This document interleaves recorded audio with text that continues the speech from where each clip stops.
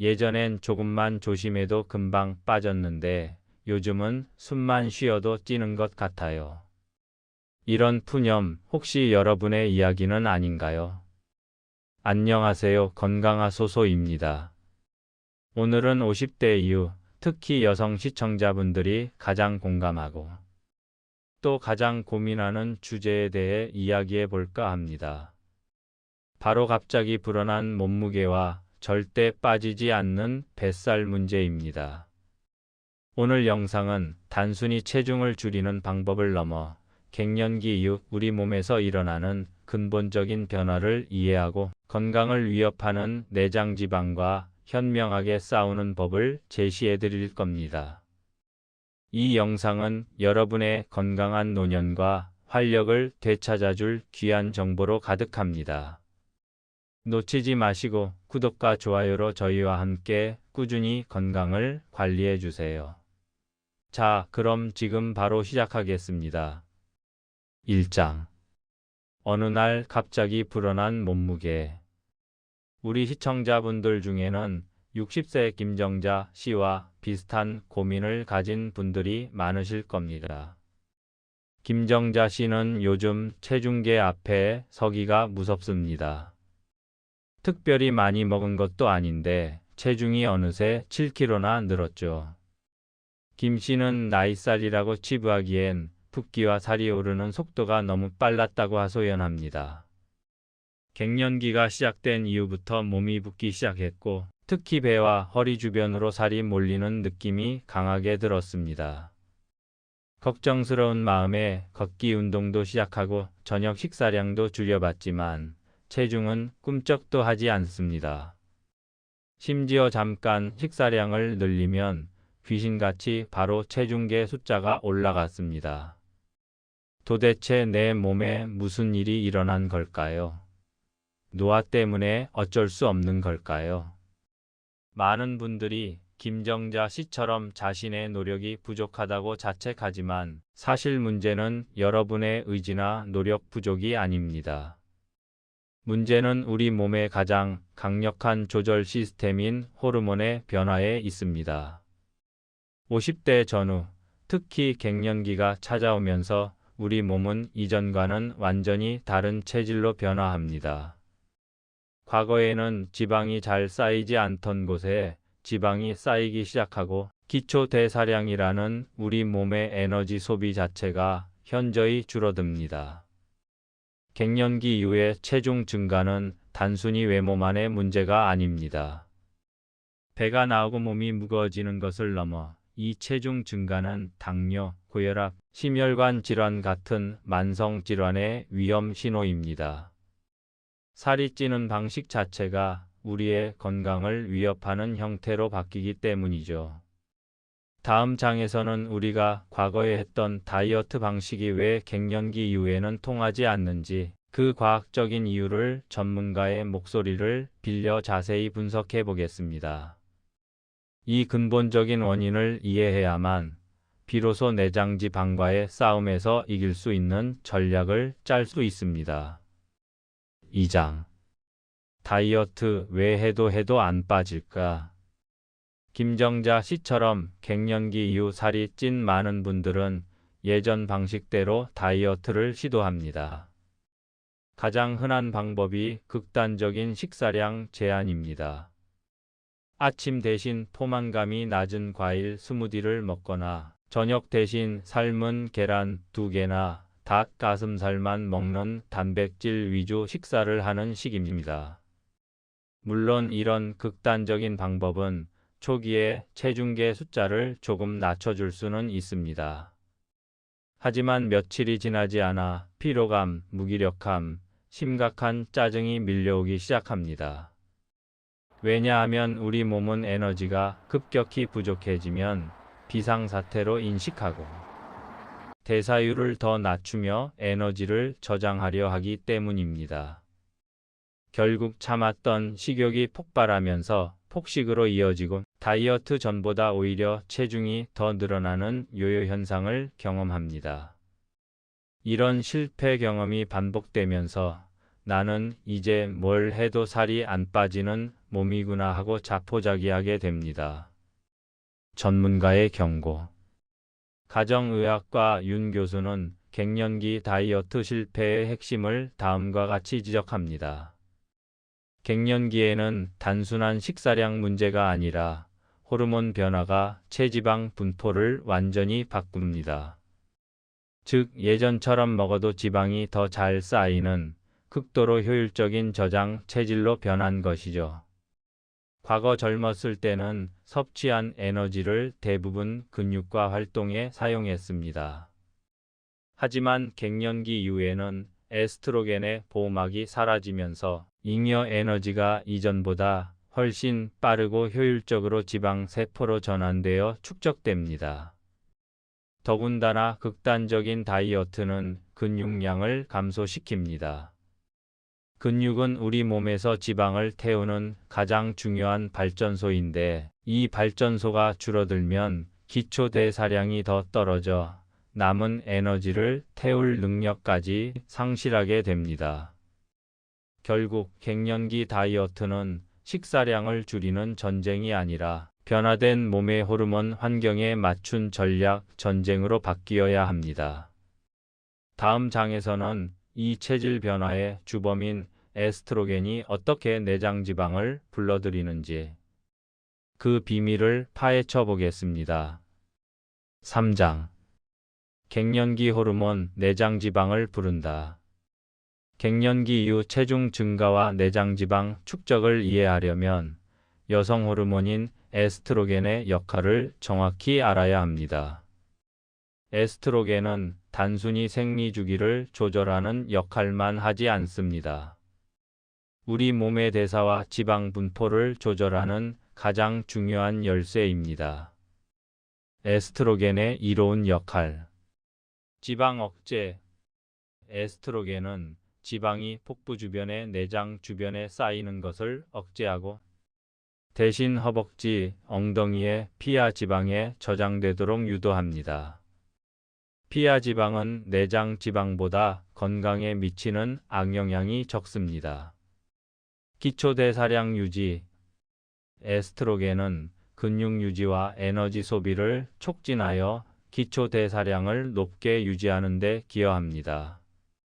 하지만 갱년기가 시작되면 난소 기능이 저하되면서 이 에스트로겐 분비가 급격히 그리고 영구적으로 감소합니다. 마치 강력한 보호막이 한순간에 사라지는 것과 같습니다. 에스트로겐 급감의 결과, 에스트로겐이 사라지자 우리 몸은 지방을 어디에 저장해야 할지 혼란을 겪습니다. 이 혼란의 결과 지방 저장 위치가 허벅지나 엉덩이 같은 피하 지방에서 복부 안쪽, 즉 내장 주변으로 몰리기 시작합니다. 이것이 바로 중년 여성들이 손발은 가는데 배만 나온다고 느끼는 이유이며, 이른바 내장 지방형 비만으로 체질이 바뀌는 순간입니다. 문제는 이 내장 지방이 단순히 외관상 보기 싫은 살이 아니라는 점입니다. 내장 지방은 일반적인 피하 지방과 달리 염증을 유발하는 나쁜 호르몬과 화학물질을 분비하는 활발한 장기처럼 행동합니다.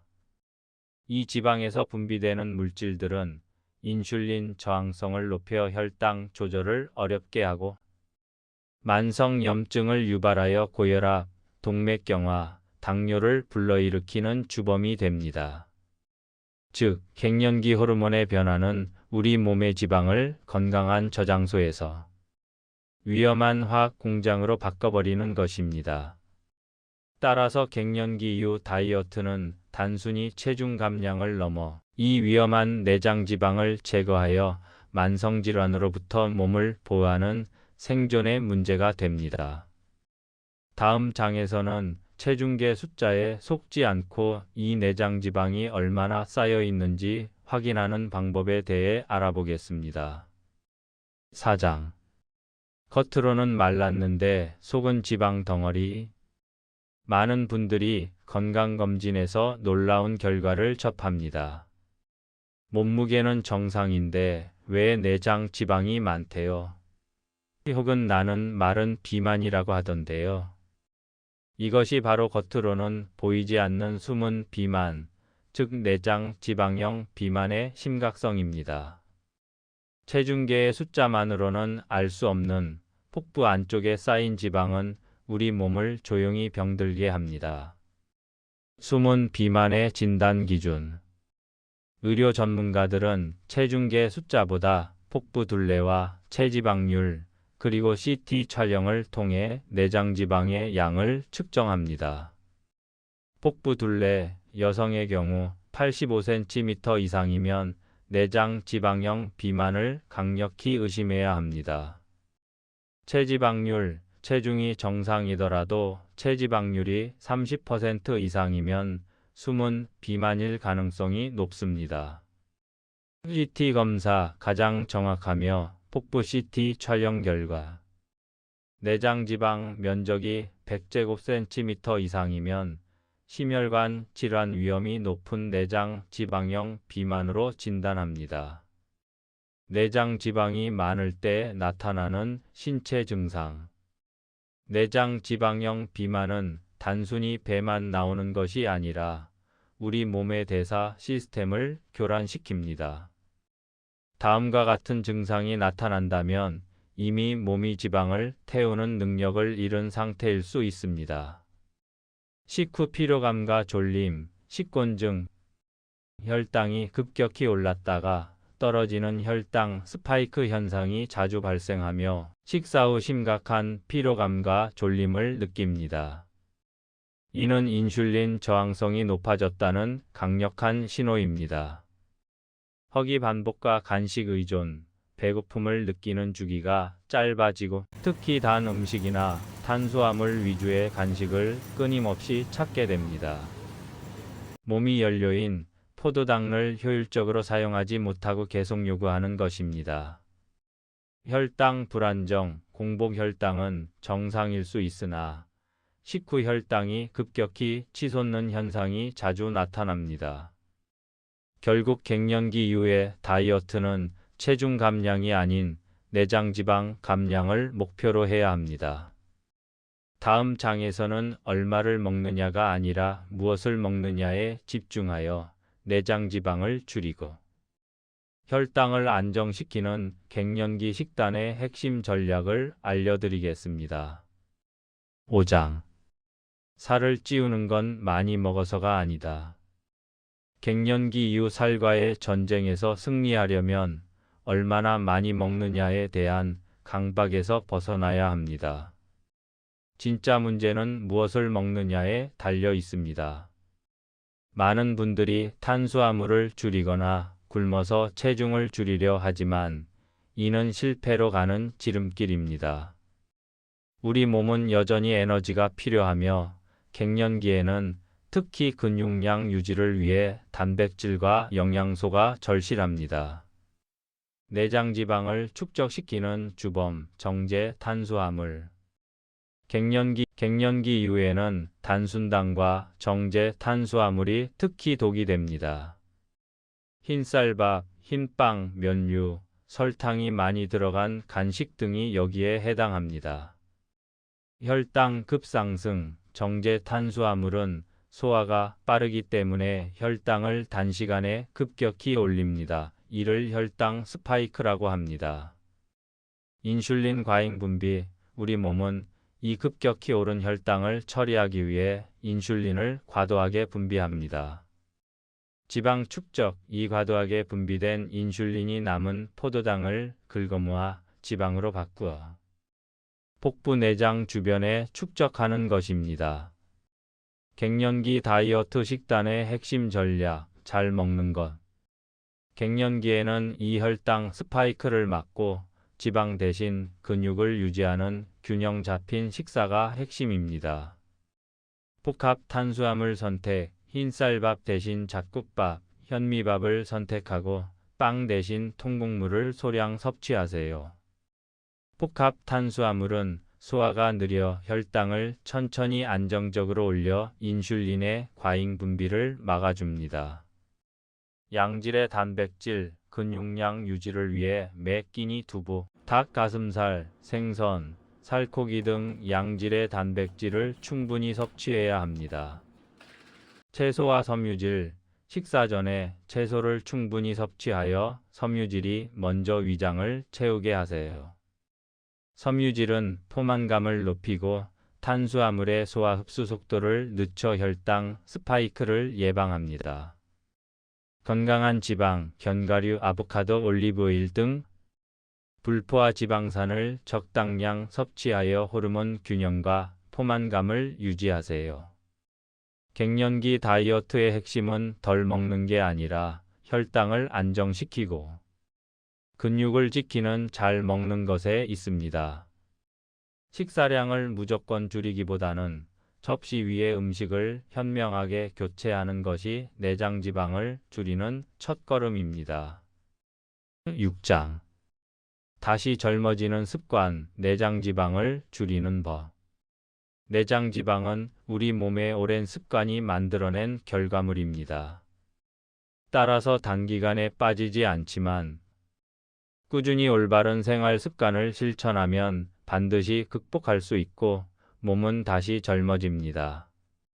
다음은 갱년기 이후 내장 지방을 효과적으로 줄이고 건강을 되찾는 5가지 핵심 습관입니다.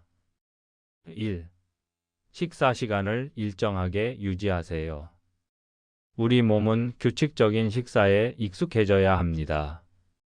불규칙한 식사는 몸을 혼란스럽게 하여 다음 식사 때 혈당 스파이크를 유발하고 지방 저장 모드를 가동합니다.